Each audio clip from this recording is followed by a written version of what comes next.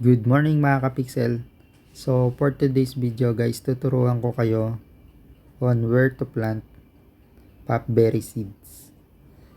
So guys, at first, after nyong kausapin si Dale dun sa tutorial, iti-teleport niya kayo dito.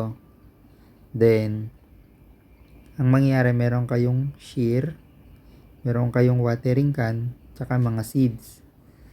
So, yung mga beginners guys, ito saktong-sakto tong tutorial para sa inyo.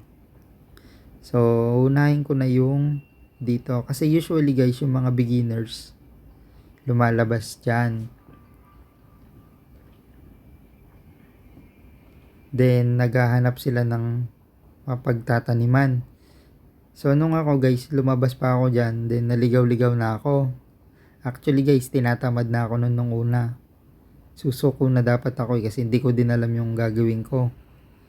So, dito guys, sa may bandang north part ng Terra Villa, yan, dyan sa may lobo, pwede nyong itanim dyan guys yung mga popberry seeds.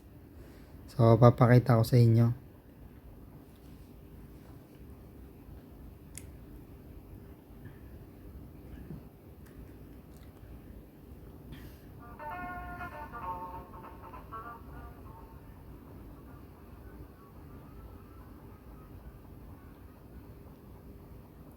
Yan guys, dyan. Pwede kayong magtanim dyan. Then, balik tayo sa Terra Villa.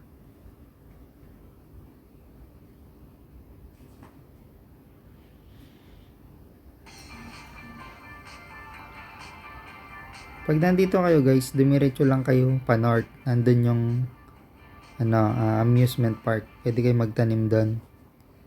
Then yung another one is babalik tayo dito ulit. So from the start.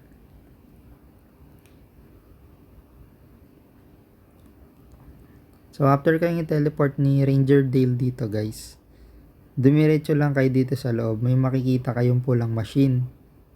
So pag kinlik nyo yan guys, actually pag sa simula yan, censored. Parang hindi mo mababasa yung Infinity Portal. So click mo yan. Bakit ayaw? Ayaw gumana guys. Pambihira Start ko muna.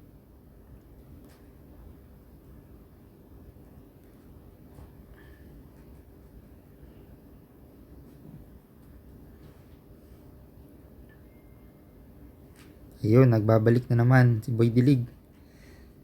So, nagkaroon lang ng technical issues. So, ayan. Pag kinlik mo yan guys, pwede kang mamili from 1 to 5,000. Anong favorite number nyo guys?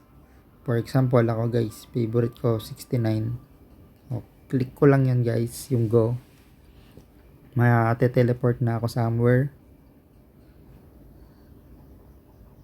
So, dito guys, actually, pinagandahan ko na to kasi mayroon akong quest na mag-submit ako ng 50 pieces na popberries kay Hazel. So, ayan. So, nagre-require na siya ng tubig. So, ayan guys, diligan lang natin guys. Ito pala ang popberry seed. Kung hindi nyo masyadong binasa yung tutorial.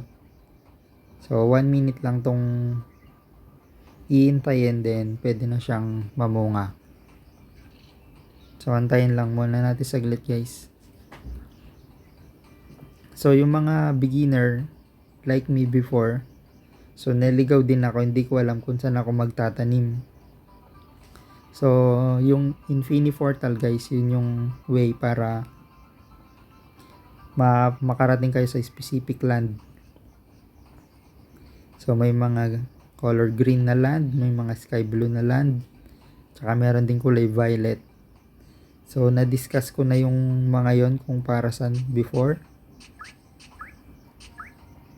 For example, yung sky blue. for mga water mints and other seeds na related sa water. So yung mga color violet naman is space lot yung mga ano. So for example yung carrot, yan.